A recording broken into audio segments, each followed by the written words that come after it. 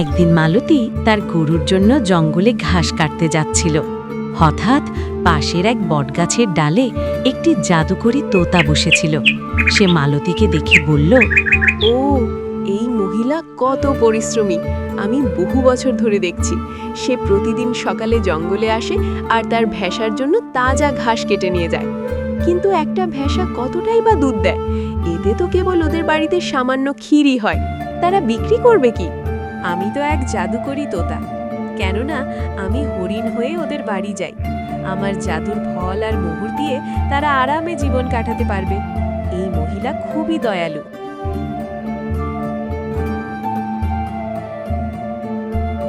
এত বলে তোতাটি সোনালী আলো ঝলকে একটি সুন্দর হরিণে রূপান্তরিত হলো।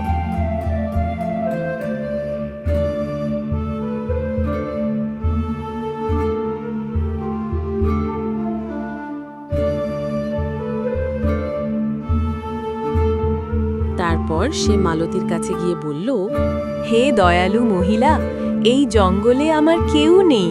তুমি কি আমাকে তোমার বাড়িতে নিয়ে যাবে? আমি তোমাকে বদলে জাদুর মোহর দেব।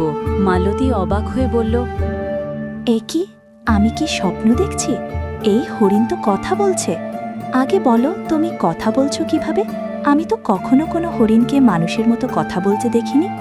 আসলে আমি একটি জাদুকরী হরিণ, তাই আমি মানুষের মতো কথা বলতে পারি এবং তাদের কথা বুঝতে পারি। আমি বলছিলাম, আমাকে তোমার বাড়িতে নিয়ে চলো। তুমি আমাকে সকাল সন্ধ্যা তাজা ঘাস দেবে আর আমি তোমাকে অনেক মোহর দেব। সেই মোহর বিক্রি করে তুমি আরামে জীবন কাটাতে পারবে। এক ভেড়া দিয়ে তো তোমাদের ঠিকমতো চলছে না। মালতী এটা শুনে খুব খুশি হলো আর বলল, ও জাদুকরী হরিণ, তুমি সত্যি বলছো? যদি এমন হয় তাহলে আমাদের সব কষ্ট দূর হয়ে যাবে। ঠিক আছে, তুমি আমার সঙ্গে চলো।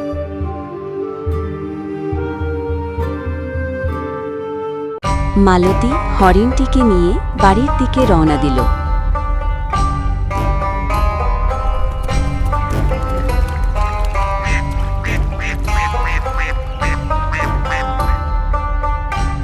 কিছুক্ষণ পরে মালতী হরিণটিকে নিয়ে বাড়িতে পৌঁছালে তার স্বামী গোপাল অবাক হয়ে জিজ্ঞেস করল, মালতী, তুমি তো ভেড়ার জন্য ঘাস কাটতে গিয়েছিলে, এই হরিণ কোথা থেকে এলে? মালতী বলল, আমি একে কোথাও থেকে ধরিনি, এটা আমাকে জঙ্গলে পেয়েছে। একে শুধু একটু ঘাস দিলেই এটি বদলে অনেক মোহর দেবে। একটা ভেড়া দিয়ে আমাদের সংসার চলছিল না, এখন এর মোহর বিক্রি করে আমরা ভালোভাবে বাঁচতে পারবো।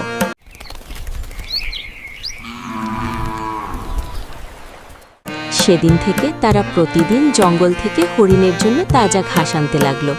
দিন কেটে যেতে লাগলো।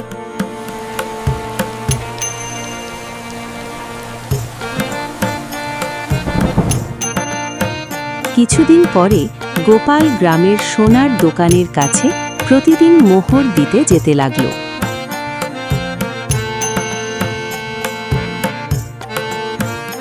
একদিন তাদের প্রতিবেশী হরনাথ সব দেখে ভাবল, এর কাছে তো শুধু একটা ভেড়া ছিল, তাহলে প্রতিদিন এত মোহর কোথা থেকে আসে? নিশ্চয়ই কোনো রহস্য আছে, আমাকে শীঘ্রই এটা জানতে হবে। সে বাড়ি গিয়ে তার স্ত্রী কমলাকে সব বলল। কমলা বলল, তাহলে তাড়াতাড়ি খোঁজ নাও, না হলে সে আমাদের থেকেও ধনী হয়ে যাবে। হ্যাঁ, আমাকে খোঁজ লাগাতে হবে, না হলে ও গোপাল আমার থেকেও বড়লোক হয়ে যাবে। আমি এটা কখনোই দেখতে পারবো না। হরনাথ গোপালের বাড়িতে গিয়ে লুকিয়ে সব দেখতে লাগল। সে দেখল গোপাল হরিণের সঙ্গে কথা বলছে। আমার প্রিয় হরিণ, আর একটু ঘাস খাবে? হরিণ বলল, গোপাল, আজ তুমি আমাকে অনেক ঘাস খাইয়েছ, আর পারবো না। হরনাথ এটা দেখে অবাক হয়ে গেল। এই হরিণ তো কথা বলছে। গোপাল, আজ আমি তোমাকে অনেক মোহর দেব। যত থলি রাখবে সব মোহরে ভরে যাবে। না সুরভি, তুমি আগে যতটা দিতে ততটাই দাও, বেশি লোভ ভালো নয়। হরনাথ মনে মনে ভাবল, এই হরিণটাকে মারতেই হবে। গোপাল, একটা জরুরি কথা শোনো। যদি আমার কিছু হয়ে যায় বা আমাকে কেউ মেরে ফেলে, তাহলে তুমি চিন্তা করো না। যে গাছের তলায় আমি মালতীকে পেয়েছিলাম, ওই গাছের পাতা আমার মাথায় রেখে দিলে আমি আবার বেঁচে যাব। সুরভি, এরকম কথা কেন বলছো? আমার কারোর সাথে ঝগড়া নেই, তাহলে তোমাকে কেউ কেন মারবে? চলো তোমাকে আজ জঙ্গল থেকে ঘাস খাওয়িয়ে নিয়ে আসি।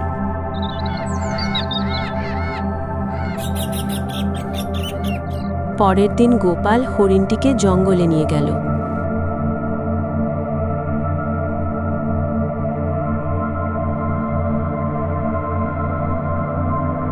সুরভিকে নিয়ে গোপাল জঙ্গলে গেল। সেখানে সুরভি সবুজ সবুজ ঘাস খেতে শুরু করলো। আর গোপাল ভাবল, আজ খুব রোদ্দুর, এক কাজ করি, এই গাছের নিচে একটু আরাম করি। গোপাল গাছের নিচে মাটিতে বসে পড়ল। আর হরনাথ ওই গাছের পিছনে লুকিয়ে দাঁড়িয়েছিল। তখনই এই হরিণটা আমার জীবনের সবথেকে বড় শত্রু, একে আজ মারতেই হবে। গোপাল তো ওই গাছের নিচে বসে আছে। এই সময় যায় হরিণটির কাছে। এদিকে হরনাথ চুপি চুপি গিয়ে সুরভিকে পেছন থেকে বাড়ি মারতে শুরু করল।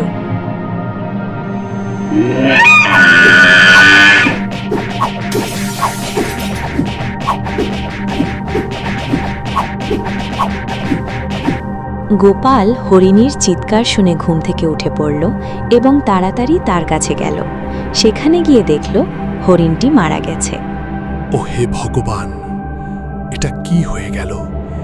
মালতীকে কি জবাব দেব? গোপাল খুব কষ্ট পেল এবং কাঁদতে লাগল। গোপাল উদাস হয়ে ঘরে ফিরে এলো। মালতী, তোমাকে আমি কি বলবো? সুরভি আর আমাদের মধ্যে নেই। একই বলছো তুমি? ও তো জঙ্গলে ঘাস খেতে গিয়েছিল। হ্যাঁ, আমি জঙ্গলে গাছের নিচে শুয়েছিলাম। হঠাৎ একটা চিৎকার শুনে দৌড়ে গেলাম। গিয়ে দেখি সুরভি মারা গেছে। একই বলছো তুমি? এই হরিণী তো আমাদের একমাত্র উপার্জনের পথ ছিল। কিন্তু আমি জানি সুরভিকে বাঁচানোর একটা রহস্য আছে। আমি এখনই জঙ্গলে গিয়ে সেই পাতা নিয়ে আসব। কিন্তু ঠিক আছে, তুমি সাবধানে যেও। গোপাল দ্রুত জঙ্গলে গেল। সে সেই গাছের পাতা ভেঙে গোপাল পাতাটি সুরভির মাথার কাছে রাখল। হঠাৎ এক উজ্জ্বল আলো ছড়িয়ে পড়ল আর সুরভি আবার বেঁচে উঠল।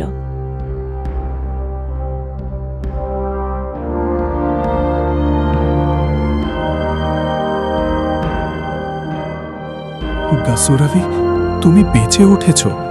ভগবানকে ধন্যবাদ। তোমাকে ছাড়া আমার একদম ভালো লাগছিল না। মালতী আর আমি কেঁদে কেঁদে একেবারে ভেঙে পড়েছিলাম। গোপাল, আমি এখন ঠিক আছি। চলো আমরা বাড়ি ফিরে যাই। মালতী আমাকে দেখে খুব খুশি হবে। গোপাল সুরভিকে নিয়ে বাড়ি ফিরে এলো। সুরভি, তোমাকে ছাড়া আমি কতটা দুঃখে ছিলাম তুমি জানো না। কিন্তু আজ তো ঘরে একটুও ঘাস নেই, তোমাকে কি খাওয়াবো? ঘাস নেই তো কি হয়েছে, গাছের পাতা তো রয়েছে, ওই খেয়ে নেই আজ দিন কাটিয়ে দেব। কোনো সমস্যা নেই, তুমি ঘর থেকে একটা থলি নিয়ে এসো, আজ আমি তোমাদের অনেক মোহর দেব। সুরভি তার মুখ খুলতেই মুহূর্তের মধ্যে সোনার মোহর ছড়ে পড়তে লাগল। তারা সেই মোহর দিয়ে গ্রামের গরিব ও অসহায় মানুষের সাহায্য করতে শুরু করল। কারো খাবারের অভাব মেটালো, কারো ঘর বানিয়ে দিল, আবার কারো চিকিৎসার ব্যবস্থাও করল। এভাবেই গোপাল, মালতী ও সুরভির সংসার সুখ, শান্তি আর আনন্দে ভরে উঠল। বন্ধুরা, ভিডিওটা যদি তোমাদের মুখে একটু হাসি এনে থাকে তাহলে বুঝে নাও তোমরা আমার পরিবারেরই একটা অংশ। এই পরিবারের সাথে থাকতে চাইলে চ্যানেলটা সাবস্ক্রাইব করে পাশে থাকা বেল আইকনটা চাপতে ভুলো না। তোমাদের সাপোর্টই আমাকে নতুন নতুন ভিডিও বানাতে সাহস দেয়। লাইক আর কমেন্ট করে জানিও তোমাদের মতামত। তাহলেই সামনে আরও মজার গল্প নিয়ে হাজির হব।